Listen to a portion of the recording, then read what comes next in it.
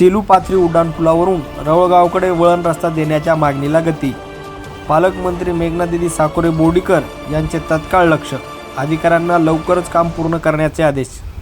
सेलू पाथरी रोडवरील railway gate येथे सुरू असलेल्या उड्डाणपुलाच्या कामासंदर्भात तसेच पुलावरून पाथरी व रवळगावकडे वळण रस्ता देण्याच्या मागणीला आता वेग आला असून या संदर्भात प्रशासन स्तरावर महत्त्वपूर्ण हालचाली सुरू झाल्या आहेत।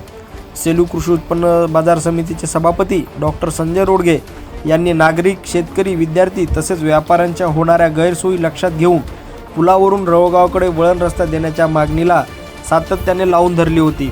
या मागणीचा गंभीर दखल घेत परभणी जिल्ह्याचे पालकमंत्री माननीय मेघनादिदी साकोरे बोर्डीकर यांनी तत्काळ संबंधित अधिकाऱ्यांची व्हिडिओ कॉन्फरन्सद्वारे बैठक घेऊन विषयावर चर्चा केली। या बैठकीत पुलावरील वाहतूक, बाजारपेठेतील माल वाहतूक, विद्यार्थ्यांची ये-जा, रुग्णवाहिका व गर्भवती महिलांना होणारा त्रास या संदर्भात सविस्तर चर्चा करण्यात आली।